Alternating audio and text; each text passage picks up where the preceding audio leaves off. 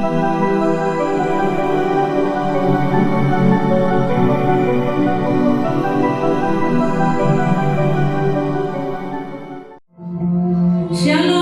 puji Tuhan. Bapak Ibu Saudara dikasihi Tuhan Yesus, kesempatan yang indah kita diberi oleh Tuhan untuk kita kembali beribadah pada pagi hari ini. Mari kita akan naikkan syukur kita kepada Tuhan. Kita bersyukur karena kita punya Tuhan yang sudah bangkit dari kematian. Dia menjadi Raja atas segala raja. Pagi ini kita mau meninggikan nama Tuhan. Kita mau bersyukur buat segala yang Tuhan sudah beri atas hidup kita, terutama keselamatan yang Tuhan. Kita mau bersyukur dan kita mau tinggikan Dia. Haleluya, terima kasih Tuhan. Kami bersyukur kepada-Mu Yesus.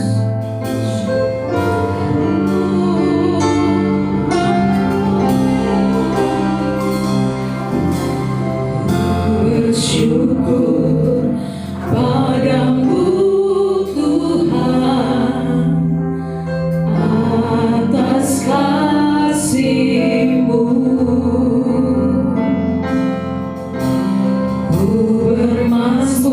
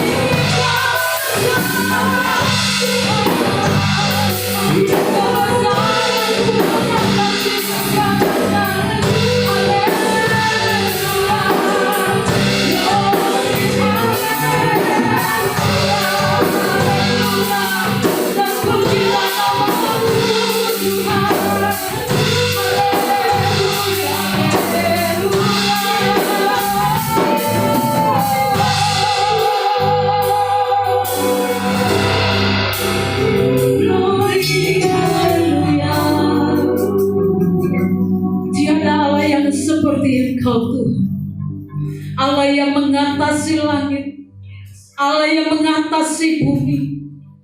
Siapakah kami begitu berharga di hadapan-Mu? Kami sungguh bersyukur, terima kasih Tuhan. Kami mau tinggikan Engkau, kami mau muliakan dan mengagungkan Engkau, Yesus Tuhan. Haleluya, terima kasih. Kami mengucap syukur. Biarlah ibadah pagi hari ini membawa sukacita buat kami, membawa kekuatan yang baru atas hidup kami, untuk kami terus hidup memuliakan nama Tuhan. Terima kasih Bapa, berkat-Mu atas setiap kami, di dalam nama Tuhan Yesus. Haleluya, amin. Haleluya, sukacita saudara. Kita mau meninggikan nama Tuhan, kita mau menaikkan kebenaran buat Tuhan. Hanya satu nama yang besar, Yesus namanya. Haleluya. Mari kita bangun bersama saya.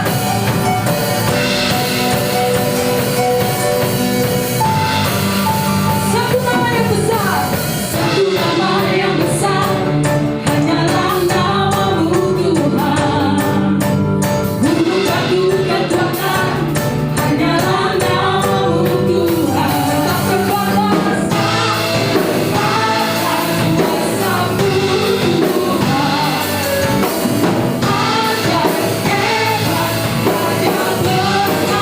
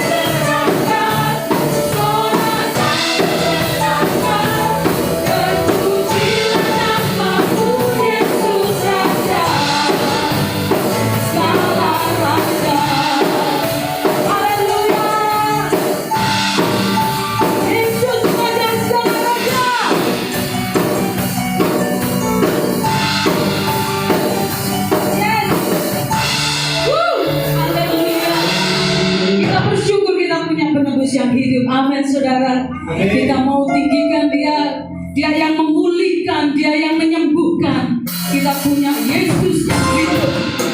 Haleluya.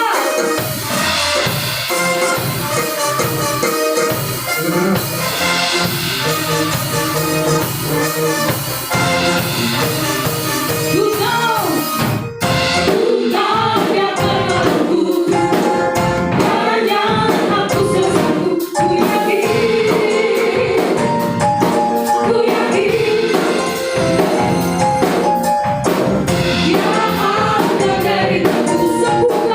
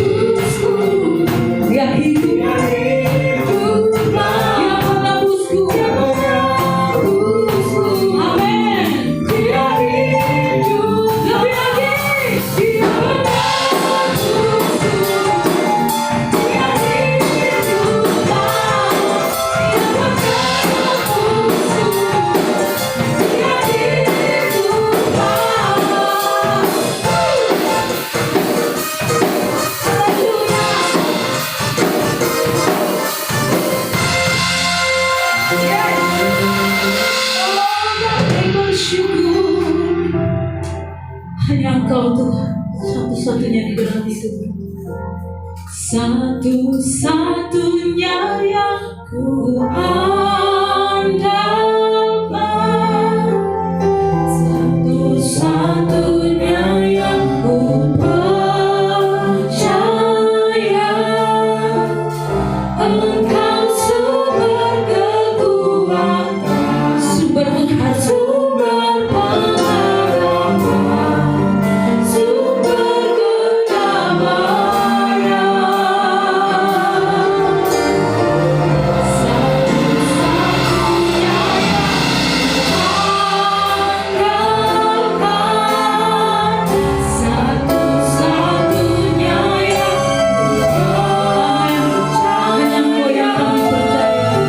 Engkau Tuhan memberkati, Tuhan penyembuhku, Tuhan pemulihanku. Terima kasih Tuhan, Engkau Allah yang setia. Engkau Tuhan yang setia,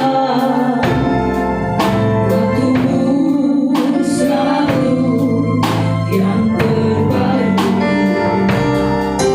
Engkau Tuhan sandaranku, dan ku hanya kan berharap padamu.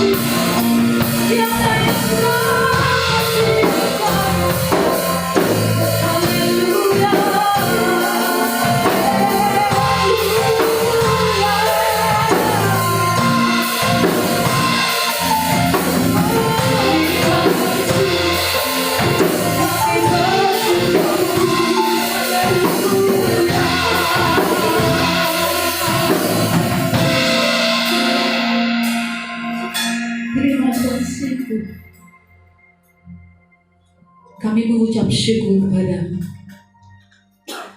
Kami bersyukur punya Engkau Tuhan di dalam hidup kami.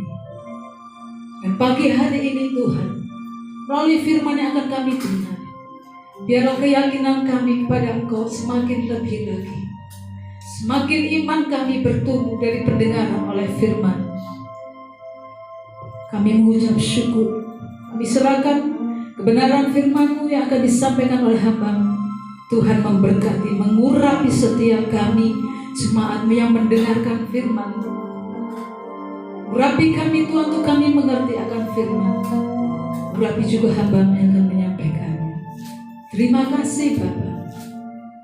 Segala pujian, hormat, kemuliaan hanya bagi di dalam nama Tuhan Yesus. Haleluya. Amin. Puji Tuhan. Selamat pagi Bapak Ibu, saudara yang dikasihi oleh Tuhan Yesus Kristus. Di rumah kita masing-masing kembali pada pagi hari ini kita bisa beribadah bersama dalam ibadah online bersama Gereja Elim Tabernakel Kemenangan Iman Surabaya. Bapak Ibu yang dikasihi Tuhan, masih dalam suasana Paskah kita dalam pekan ini. Dan pada pagi hari ini secara khusus tema firman Tuhan masih berkaitan dengan perayaan Paskah. Baik, mari Bapak Ibu kita buka Alkitab kita di 1 Petrus pasal 1 ayat 3 sampai yang kelima. Silakan Bapak Ibu di rumah persiapkan Alkitabnya ya. Di kitab atau surat kiriman Rasul Petrus ya. Surat Petrus yang pertama pasal 1 ayat 3 sampai yang kelima. Baik, saya akan bacakan ya. Demikian bunyi firman Tuhan. Terpujilah Allah dan Bapa Tuhan kita Yesus Kristus, yang karena rahmat-Nya yang besar telah melahirkan kita kembali oleh kebangkitan Yesus Kristus dari antara orang mati kepada suatu hidup yang penuh pengharapan. 4. Untuk menerima suatu bagian yang tidak dapat binasa, yang tidak dapat cemar, dan yang tidak dapat layu, yang tersimpan di sorga bagi kamu. Ayat 5, yaitu kamu yang dipelihara dalam kekuatan Allah karena imanmu, sementara kamu menantikan keselamatan yang telah tersedia untuk dinyatakan pada zaman akhir. Amin. Bapak Ibu yang terkasih dalam Tuhan Yesus, tema firman Tuhan pada pagi hari ini adalah pengharapan di dalam kebangkitan Kristus. Saya ulang, tema firman Tuhan pada pagi hari ini berjudul pengharapan di dalam kebangkitan Kristus. Tema ini adalah tema yang umum, biasanya disampaikan oleh hamba-hamba Tuhan di mimbar-mimbar gereja ya. Paskah itu selalu dikaitkan dengan datangnya pengharapan melalui peristiwa penyaliban Yesus Kristus dan kebangkitannya dari antara orang mati pada hari yang ketiga. Ini memberikan kita pengharapan baru bahwa kematian tidak lagi menjadi satu hal yang menakutkan lagi. Bagi orang-orang yang percaya di dalam Yesus Kristus, kematian bukan lagi musuh kita. Kematian bukan sesuatu hal yang mengerikan, yang membuat kita jadi khawatir akan hal itu. Tetapi bagi saudara dan saya yang percaya kepada Yesus, melalui peristiwa kebangkitan Yesus dari antara orang mati, kita tahu bahwa ada kebangkitan juga bagi orang-orang yang telah mati di dalam Dia. Amin. Oleh karena itu Bapak Ibu Saudara dikasih Tuhan, ini tema yang umum sekali lagi. Tapi pagi ini saya akan mengajak kita lewat pembacaan di 1 Petrus pasal 1 ayat 3 dan 5 ini. Kita akan melihat dari sisi yang berbeda. Mungkin apa yang saya sampaikan pada pagi hari ini berbeda dengan apa yang disampaikan oleh hamba-hamba Tuhan sebelumnya. Memang saatnya kita berbenah diri Bapak Ibu. Banyak orang Kristen, orang percaya itu hanya memahami arti kebangkitan Yesus dari antara orang mati hanya sebatas kemenangan Yesus atas dosa dan maut. Apakah ini salah? Tidak salah, ini benar. Ada juga yang mengatakan bahwa dengan peristiwa kebangkitan Yesus dari antara orang mati, kita sebagai orang percaya memiliki jaminan kemenangan. Menang atas segala tipu daya iblis. Karena iblis sudah dikalahkan. Apakah ini salah? Tidak, ini benar. Karena Alkitab juga menuliskan hal ini. Bahwa Yesus sudah mengalahkan kuasa maut. Ya. Iblis sudah dikalahkan. Bahkan juga ada yang mengatakan, orang percaya bahwa di dalam Yesus, karena peristiwa kebangkitan Yesus dari antara orang mati, kita pasti mengalami kemenangan dalam hidup ini. Kita pasti mengalami keberhasilan, kesuksesan, jaya, dan makmur bersama dengan Tuhan Yesus. Apakah ini salah? Saya katakan tidak salah, Bapak Ibu. Karena memang lewat peristiwa kematian dan kebangkitan Yesus Paskah, ini adalah berita kemenangan bagi kita orang percaya. Bahwa penderitaan yang kita alami di dunia ini bukan lagi sesuatu yang menakutkan kita, bukan sesuatu yang harus kita jauhi. Karena di dalam Yesus itu ada jaminan, ada kepastian akan kebahagiaan kehidupan yang sejati. Tapi pagi hari ini Bapak Ibu, saya akan mengajak kita secara khusus menyoroti di 1 Petrus pasal 1 ayat 3 dan 5. Kita akan baca ayat demi ayat, lalu kita akan coba renungkan apa makna dari setiap ayat yang ada. Yang pertama, terpujilah Allah dan Bapa Tuhan kita Yesus Kristus, yang karena rahmat-Nya yang besar telah melahirkan kita kembali oleh kebangkitan Yesus Kristus dari antara orang mati kepada suatu hidup yang penuh pengharapan. Kalau kita baca ayat ini sambil lalu Bapak Ibu, kita tidak akan temukan sebuah kesimpulan atau kebenaran di dalam ayat ini. Kita akan melihat, oh Yesus bangkit, kita diberikan pengharapan baru, selesai.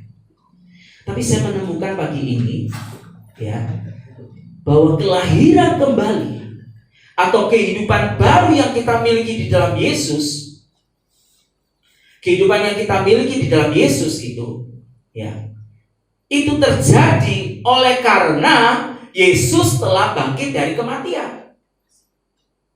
Bukan semata-mata saudara dan saya menjadi Kristen. Bukan semata-mata saudara mengikuti sebuah sakramen gerejawi, yaitu ketika saudara percaya Yesus, lalu saudara mengambil keputusan untuk dibaptis. Lalu seringkali dikatakan, selamat menempuh hidup baru di dalam Yesus. Engkau sudah dilahirkan kembali. Tanpa kita merenungkan kembali bahwa sebenarnya kalau kita bisa mengalami kelahiran kembali di dalam Dia, itu semua karena karya Kristus di kayu salib. Dia yang mati dan bangkit bagi kita orang-orang yang berdosa. Kebangkitan Kristus itu membawa kepada kehidupan yang penuh pengharapan. Nah, menarik sekali Bapak Ibu. Hal yang pertama yang kita renungkan dari ayat ini adalah apa yang dimaksud dengan kelahiran kembali? Apa yang dimaksud dengan kelahiran baru? Mari kita meredefinisi, ya, redefinisi ulang arti kelahiran kembali. Seperti yang tadi saya sudah sampaikan kepada Bapak Ibu Saudara, seringkali orang mengatakan kelahiran baru itu hanya ditandai dengan seseorang mengambil keputusan untuk dibaptis. Maka ketika dia keluar dari kolam baptisan, karena dia dibaptis secara selam, maka semua orang mengatakan selamat dilahirkan kembali. Bapak Ibu, Tuhan Yesus mengatakan di Yohanes pasal 3 ayat 3, ketika dia bercakap-cakap dengan ahli agama, ya, Yahudi, yaitu Nikodemus, dia berkata, Yesus menjawab, katanya, Yohanes 3 ayat 3, Aku berkata kepadamu, sesungguhnya jika seorang tidak dilahirkan kembali, ia tidak dapat melihat kerajaan Allah. Jadi kelahiran baru, kelahiran kembali di dalam Yesus itu adalah hal yang harus dialami oleh setiap orang percaya. Karena Tuhan Yesus berkata, kalau tidak dilahirkan kembali, kalau kita tidak mengambil keputusan untuk dilahirkan kembali di dalam Dia, maka kita, saudara dan saya, tidak akan bisa melihat kerajaan Allah. Apa maksudnya di sini melihat kerajaan Allah? Melihat itu dari kata eido. Eido ini berarti mengerti atau memahami. Seseorang yang percaya kepada Kristus, menerima Yesus sebagai Tuhan dan Juru Selamat hidupnya, namun dia belum mengalami kelahiran kembali di dalam dia tidak akan bisa memahami, mengerti tentang kerajaan Allah, tentang rencana Allah dalam hidupnya. Jadi Bapak Ibu yang dikasihi Tuhan, saudara, kelahiran baru itu bukan sekedar perubahan moral yang kelihatan. Yang tadinya mencuri tidak mencuri, yang tadinya berdusta, suka berdusta, berbohong, sekarang tidak berbohong lagi. Yang tadinya suka mengucap kata-kata sia-sia, kata-kata kotor, caci maki, sekarang dia berhenti tidak lagi mencaci maki. Kelahiran baru bukan sekedar perubahan moral yang kelihatan, tapi seharusnya kelahiran baru itu yang berubah itu adalah cara berpikir. Yang di dalam ini, hati nuraninya ini yang harus mengalami pembaharuan. Makanya di Kolose pasal 3 ayat 10 dikatakan kita harus terus menerus diperbaharui pikiran kita. Pikiran di sini bukan pikiran orang berpikir seperti layaknya orang berpikir, tapi pikiran di sini adalah phroneo. Artinya apa? Pola pikir. Kalau saya melihat sebuah benda berwarna hitam, saya berpikir benda itu berwarna hitam, dan semua orang pasti berpikir yang sama dengan saya. Benda itu berwarna hitam. Tetapi kalau pola berpikir berbeda. Ada orang menganggap warna hitam itu warna yang berhubungan dengan kegelapan, hal-hal yang jelek, hal-hal yang jahat. Tapi ada orang yang berpikir, memiliki cara berpikir bahwa warna hitam itu bukanlah sesuatu hal yang jelek. Saya salah satu penyuka warna hitam. Apakah berarti saya ini suka kegelapan? Kan tidak bisa seperti itu, Bapak Ibu. Jadi kelahiran baru itu bukan sekedar perubahan moral yang kelihatan, tetapi yang lebih penting itu adalah perubahan dari dalam, yaitu hati nurani kita yang diperbarui oleh Kristus. Inilah definisi kelahiran baru, Bapak Ibu. Roma pasal 6 ayat 4 berkata demikian. Dengan demikian kita telah dikuburkan bersama-sama dengan Dia oleh baptisan dalam kematian, supaya sama seperti Kristus telah dibangkitkan dari antara orang mati oleh kemuliaan Bapa, demikian juga kita, saudara dan saya, hidup dalam hidup yang baru. Dari ayat ini kita sudah menemukan bahwa apa yang disampaikan oleh Yesus dengan yang disampaikan oleh hambanya Rasul Paulus, ya, ini sinkron, tidak bertentangan. Yesus berkata, kalau engkau nggak dilahirkan kembali, Nikodemus, engkau tidak akan bisa melihat kerajaan Allah. Engkau tidak akan bisa memahami rahasia kerajaan Allah. Engkau tidak akan bisa mengerti rencana Allah atas hidupmu. Paulus mengatakan, karena baptisan di dalam Yesus, kita dibangkitkan dalam kehidupan yang baru. Kata baru di sini itu bicara tentang kualitas, bukan bukan pembaruan yang tampak dari luar, tetapi justru proses yang dimulai dari dalam kita, yaitu dalam hati kita, dalam pikiran kita. Jadi tanpa mengalami kelahiran kembali, saya tegaskan di sini sekali lagi, di rumah, di tempat Bapak Ibu menyaksikan ibadah ini, ya, mengikuti ibadah bersama pagi ini, tanpa ibu bapak saudara mengalami kelahiran kembali, tidak akan bisa melihat kerajaan Allah. Ya, tidak akan bisa melihat kerajaan Allah. Kita tidak akan bisa mengerti rahasia kerajaan Allah. Nah, sekarang berikutnya, bagaimana tahapan untuk mengalami kelahiran baru? Yang pertama adalah percaya dan menerima Kristus dalam hidupnya. Arti percaya dan menerima Yesus ini bukan sekedar percaya secara nalar, secara logis, ya, tetapi kesediaan untuk menyerahkan hidup kita sepenuhnya kepada objek yang kita percayai. Inilah arti kata percaya. Dan arti kata percaya inilah yang dimiliki oleh para rasul.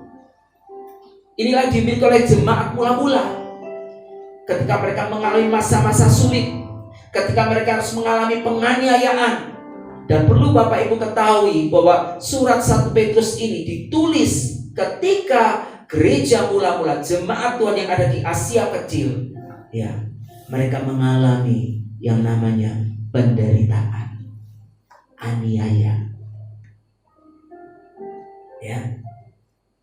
Jadi kata percaya itu bukan sekedar secara nalar, logis, masuk akal, bisa menerima Yesus sebagai juru selamat karena masuk akal saya. Bukan Bapak Ibu, tapi bagaimana kita memiliki sebuah penyerahan hidup sepenuhnya kepada Tuhan yang kita percayai. Dan karena penyerahan hidup sepenuhnya kepada Tuhan itu, maka kita tidak akan pernah menyesal, kita tidak akan pernah merasa rugi karena kita mengikuti Dia. Bahkan kalau toh kita harus kehilangan hal yang paling berharga dari hidup ini karena pengiringan kita kepada Yesus. Hari-hari ini dunia sedang digoncangkan. COVID-19 menggoncangkan dunia. Kalau kita baca di media, baik media cetak ataupun media elektronik, apalagi media sosial, ngeri Bapak Ibu. Ada banyak berita-berita, ada banyak prediksi-prediksi. Ada yang mengatakan bahwa wabah ini akan berhenti sampai Juni. Diperkirakan memakan sampai puluhan ribu orang korbannya. Ini membuat kita jadi takut. Tapi kalau kita memiliki sebuah kepercayaan penuh kepada Tuhan, menyerah diri sepenuhnya kepada Dia, hal itu tidak akan menggoncangkan iman kita. Yang kedua, seorang mengalami kelahiran baru ketika dia mengalami pertobatan yang sungguh-sungguh. Sekali lagi, pertobatan yang sungguh-sungguh itu bukan soal perubahan moral, tetapi cara berpikirnya harus berubah. Dan hidup dalam pertobatan, ya, kelahiran baru, ini sebuah proses yang terus-menerus kita alami sepanjang hidup kita di dunia ini. Jadi tidak semalam jadi, ya, tetapi ini proses yang terus-menerus kita alami sampai kita memiliki pikiran, perasaan seperti yang Kristus miliki. Nah, pertanyaan kedua, bagaimana hubungannya Pak antara kebangkitan Kristus dengan kelahiran kembali?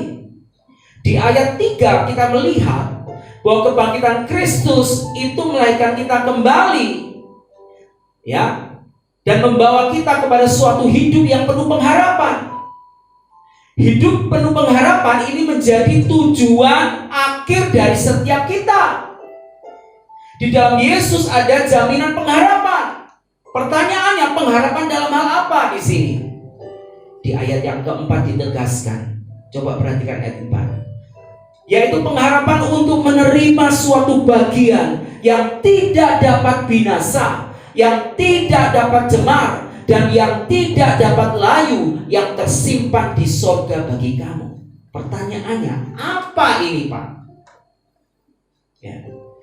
Di dalam Alkitab, bahasa Indonesia masa kini, BIMK, di sana ditulis begini: untuk menerima warisan yang tidak dapat binasa, tidak bercela, dan tidak dapat pudar, yang telah dipersiapkan bagi kamu di surga. Nah, terjemahan ini lebih mendekati kepada teks aslinya Bapak Ibu. Yang dimaksudkan tadi itu suatu bagian yang tidak dapat cemar, itu adalah warisan. Di Roma pasal 8 ayat 17 mengatakan begini: dan jika kita adalah anak, maka kita adalah ahli waris. Maksudnya orang-orang yang berhak menerima janji-janji Allah dan yang akan menerimanya bersama-sama dengan Kristus, yaitu jika kita menderita bersama-sama dengan Dia, supaya kita juga, saudara dan saya, dipermuliakan bersama-sama dengan Dia. Ini yang disebut warisan. Wah, ibu bapak saudara yang percaya kepada Kristus, menerima Dia dalam hidupmu dengan segenap hati, dan saudara mengalami satu proses yang namanya pertobatan sungguh-sungguh dan kelahiran kembali dalam Dia. Terus diperbarui cara berpikirmu menjadi selaras dengan pikiran Tuhan. Engkau adalah anak-anak Allah. Apa yang dimaksud dengan anak Allah di sini? Anak Allah itu adalah orang-orang yang memiliki pikiran, perasaan seperti Allah. Bagaimana kita bisa memiliki pikiran, perasaan seperti Allah? Kita sudah punya contoh, yaitu apa? Jadi seperti Yesus, anak Allah yang hidup itu. Amin. Memiliki kehidupan yang mencerminkan sifat karakter Allah, hidup seperti Kristus. Ya, itu artinya menjadi anak. Jadi kalau kita mengatakan aku ini anakmu Tuhan, tapi kalau sifat karakter kita belum selaras dengan Yesus, gak pantas kita menyebut diri kita anak Allah. Yohanes 1 ayat 12 itu dikatakan supaya kita menjadi anak Allah. Jadi sebuah proses. Jadi menjadi anak Allah itu bukan semalam jadi percaya Yesus, terima Yesus, engkau anak Allah. Ya, di gereja anak Allah, di luar gereja tidak tahu anak siapa, di pasar tidak tahu lagi anak siapa. Inilah yang seringkali terjadi Bapak Ibu. Dan orang-orang yang menjadi warisan atau ahli waris kerajaan Allah, menerima warisan surgawi, itu adalah mereka yang rela menderita. Artinya apa? Menjadi bagian dalam penderitaan. Makanya Paulus berkata, yang ku kehendaki ialah mengenal Dia dan kuasa kebangkitannya, persekutuan dalam penderitaannya, di mana aku menjadi serupa dengan Dia, Yesus, dalam kematiannya. Paulus memahami arti menjadi anak Allah. Paulus mengerti arti menderita bagi Kristus. Kalau Bapak Ibu hari-hari ini mengalami masalah, menderita, mungkin karena sakit penyakit atau karena persoalan kehidupan, ya, mari kita dicek apakah masalah persoalan kehidupan kita ini akibat pengiringan kita kepada Kristus atau karena kesalahan kita sendiri. Kalau itu karena kesalahan kita sendiri, jangan kita berkata, oh ini aku menderita karena Yesus, utangku banyak, ini sebagai bagian aku memikul salib. Karena melakukan satu kesalahan, pelanggaran, lalu mendapat konsekuensi, berurusan dengan hukum, masuk penjara, lalu berkata, ini salib yang harus saya pikul. Saya katakan orang-orang Kristen yang model kayak begini, ini orang Kristen yang ngawur, tidak mengerti arti menderita bersama Kristus. Arti menderita bersama Kristus seperti apa yang Yesus katakan di Injil Matius. Berbahagialah kamu, oleh karena namaku kamu mengalami aniaya. Kalau karena kesalehanmu engkau dikucilkan, karena kasihmu kepada Tuhan engkau harus kehilangan sahabatmu, engkau harus kehilangan reputasimu. Karena kasihmu kepada Tuhan, baru bisa dikatakan menderita bagi Yesus. Karena cintamu kepada Tuhan, saudara dan saya harus mengekang segala keinginan daging kita. Kita meninggalkan kebiasaan kebiasaan buruk kita yang enak, ya. Kita meninggalkan hal-hal yang bagi kita enak, tapi kita tahu bagi Tuhan ini sebuah kekejian. Itu berarti saudara sedang menderita bagi Kristus. Artinya apa? Kita rela kehilangan segala sesuatu demi cinta kita kepada Dia. Paulus, seorang hamba Tuhan, dia mengalami bagaimana dia mengalami kuasa penderitaan Yesus dalam hidupnya. Rasul-rasul juga mengalami ini. Kematian dan kebangkitan Kristus itu tidak hanya memberikan sebuah jaminan masuk surga, tetapi kebangkitan Yesus itu juga memberikan pengharapan bahwa satu hari kelak kita akan menderita bersama Yesus. Jadi Bapak Ibu Saudara, kalau saudara adalah anak-anak Allah, engkau ditetapkan Allah bukan hanya masuk surga, tetapi engkau akan menderita bersama Tuhan dalam kerajaannya. Amin. Kita inilah anggota keluarga kerajaan Allah. Kematian Yesus di kayu salib itu tidak hanya membawa saudara ke surga, tetapi satu hari kelak kita akan memerintah bersama dengan Dia. Kita akan ada di meja perjamuan bersama dengan Kristus, anak domba Allah itu. Kita akan diberikan otoritas sebagai ahli waris, memerintah dalam kerajaannya. Kalau ada orang percaya, Pak, saya tidak perlu masuk kerajaan Allah, cukup masuk surga saja, saya sudah cukup. Kalau ada orang Kristen yang berpikir demikian, pikiran seperti itu menyakiti hati Tuhan, hati Bapa. Sama seperti orang tua mempersiapkan anaknya dengan pendidikan yang baik, ya. Anaknya dididik dalam pendidikan yang baik, sekolah yang baik, disediakan biaya yang cukup supaya anaknya bisa melanjutkan studi sampai ke tingkat yang tertinggi. Tapi kemudian anaknya ngomong sama bapaknya, sama orang tuanya, Pak, Bu, saya tidak usah sekolah tinggi-tinggi, saya cukup SMA saja. Sikap seperti ini sangat menyakiti hati orang tua. Hal yang sama juga dilakukan orang Kristen pada saat ini. Mereka tidak memikirkan bahwa kematian dan kebangkitan Yesus, peristiwa Paskah itu memberikan jalan bagi kita untuk kita bisa masuk dalam kerajaan Allah, yaitu untuk memerintah bersama Dia. Oleh karena itu Bapak Ibu, kepastian keselamatan kita di dalam Yesus itu sesuatu yang pasti. Sementara yang lain mencari jalan keselamatan, kita sudah ada di situ. Ya, kita sudah memilikinya. Tinggal kita saja, maukah kita hidup sesuai dengan kehendaknya. Di ayat selanjutnya Bapak Ibu, saya tutup dengan bagian terakhir dari 1 Petrus 1 ini.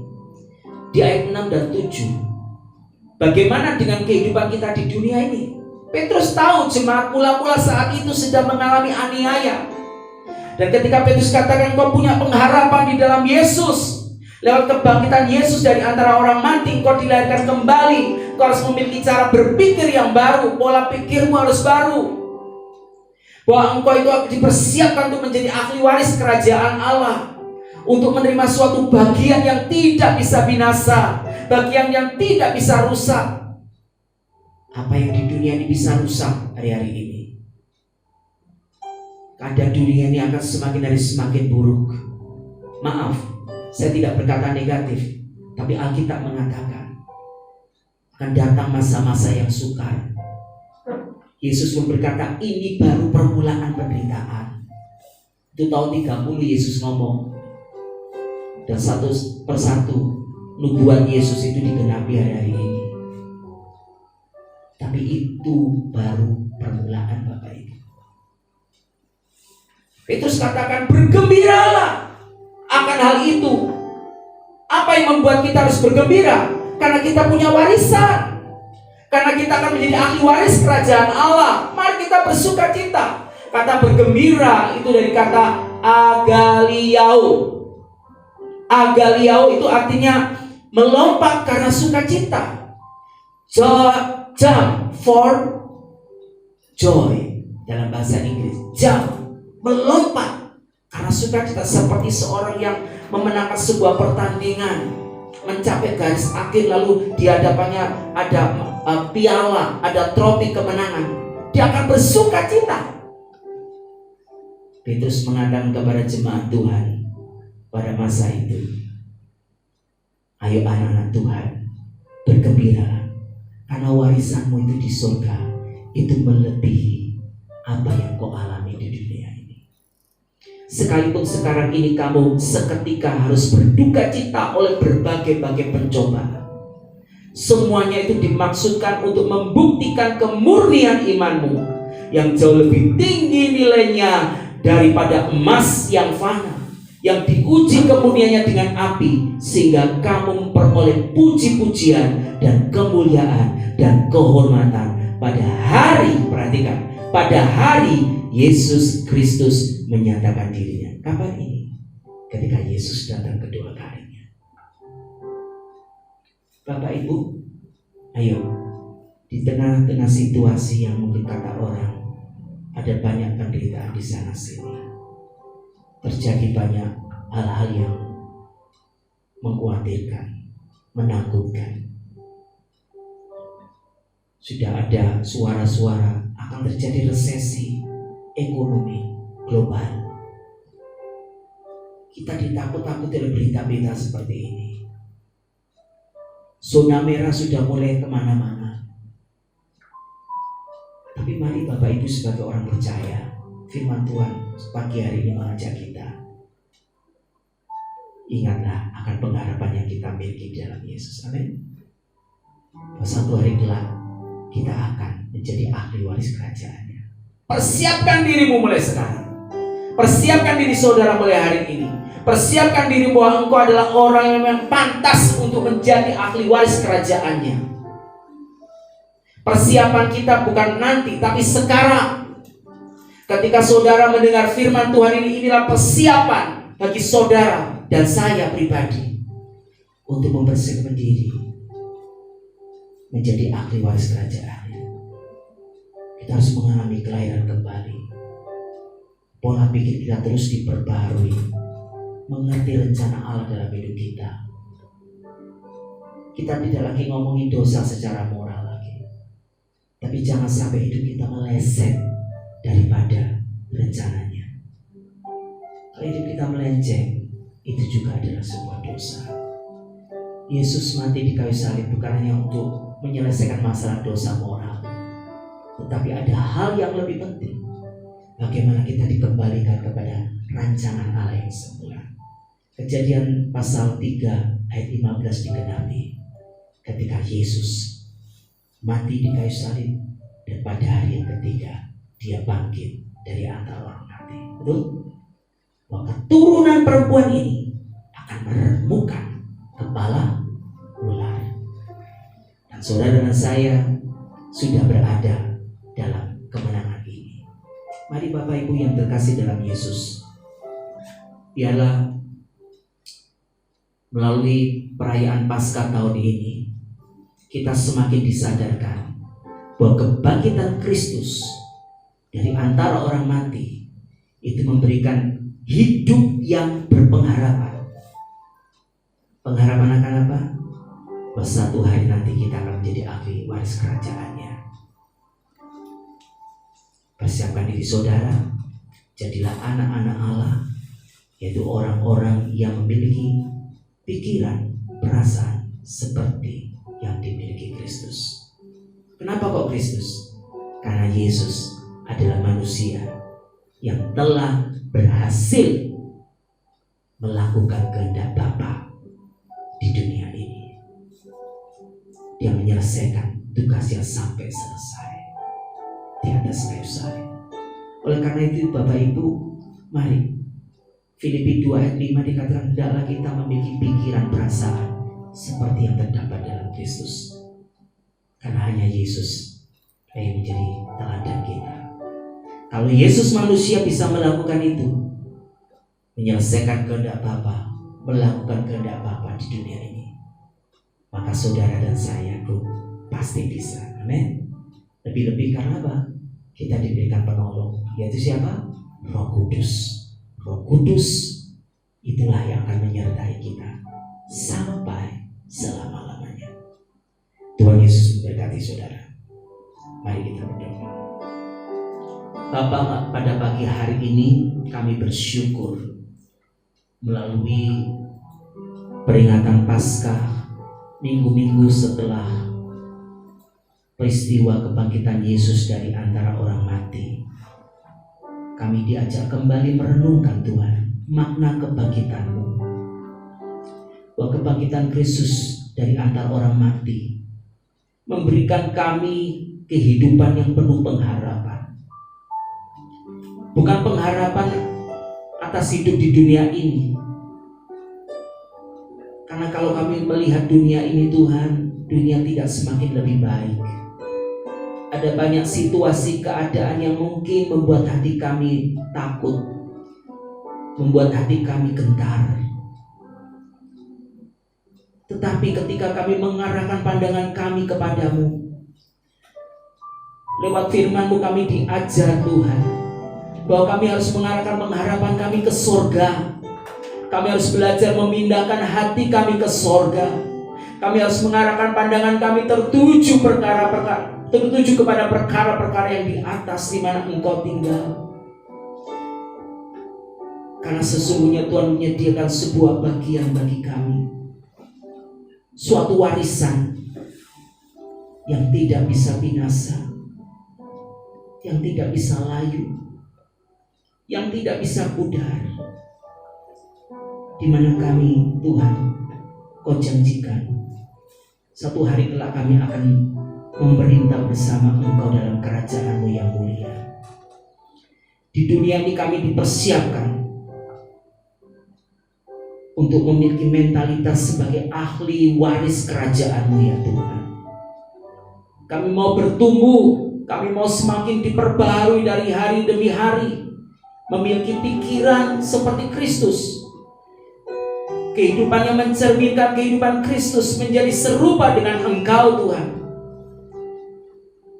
Ini harus sudah mulai kami kerjakan saat ini Tuhan, sekalipun di tengah-tengah situasi yang sedang terjadi hari-hari ini.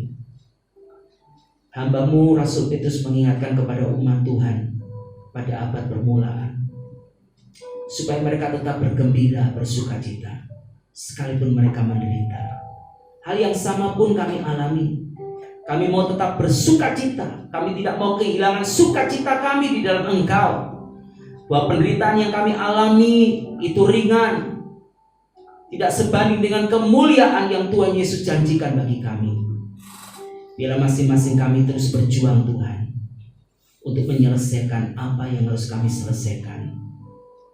Roh Kudus, tolong kami umat-Mu, untuk kami bisa melakukan apa yang menjadi kehendak Bapa dalam hidup kami. Kami memiliki pikiran yang terus diperbaharui, menjadi manusia yang baru, menjadi ciptaan yang baru, hidup sungguh-sungguh dalam pertobatan yang sejati di hadapan Engkau. Terima kasih Bapa. Dalam nama Yesus kami berdoa. Amin. Dan mari kita berdoa sekali lagi. Kita percaya bahwa Allah terus bekerja dalam segala keadaan, dalam segala situasi yang kita alami.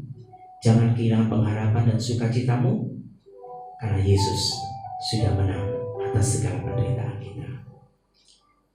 Bapa di surga, kami bersyukur pagi hari ini kami bisa mengikuti ibadah secara online di rumah kami masing-masing dalam segala keadaan yang kami alami hari-hari ini Tuhan. Firman-Mu sudah mengajar kami bahwa kami harus tetap bergembira. Kami tidak boleh kehilangan sukacita kami di dalam Engkau, bahwa Yesus sudah bangkit dari antara orang mati, memberikan kehidupan yang penuh pengharapan, yaitu pengharapan bahwa satu hari nanti kami akan memerintah bersama Engkau dalam kerajaan-Mu yang mulia. Bapa, Engkau memberkati seluruh anak-anak Tuhan yang sudah mengikuti ibadah pada pagi hari ini. Apapun yang sedang kami alami, pergumulan, persoalan, ataupun permasalahan yang kami hadapi hari-hari ini Tuhan. Biar Engkau terus menguatkan hati kami, supaya kami tidak bersungut-sungut, tapi kami mau belajar mengucap syukur dalam segala hal. Karena kami tahu Tuhan, bahwa apa yang kami alami itulah tidak sebanding dengan kemuliaan yang Tuhan janjikan bagi kami. Kuatkan dan teguhkan hati kami, hiburkan yang susah, kuatkan yang lemah. Kau menyembuhkan kami yang sedang mengalami kelemahan tubuh, segala sakit penyakit sudah disembuhkan oleh kuasa kebangkitan Tuhan. Dan pagi hari ini Tuhan, sebentar kami akan tutup ibadah kami, biar Engkau mencurahkan berkat-Mu atas setiap kami anak-anak-Mu, yaitu berkat dari Allah Bapa, sumber segala kasih karunia, menyertai kami semua. Bapak Ibu Saudara dikasih Tuhan Yesus, terimalah berkat anugerah sukacita damai sejahtera dari Allah Bapa yang mengasihi kita, kasih sayang dalam Tuhan Yesus Kristus yang mempersatukan kita, penyertaan, penghiburan, sukacita karena Roh Kudus menyertai hidupmu mulai hari ini sampai selama-lamanya Tuhan Yesus datang kedua kalinya. Di dalam nama Tuhan Yesus kami mengucap syukur dan berdoa. Yang percaya mari katakan amin. Tuhan Yesus memberkati. Shalom.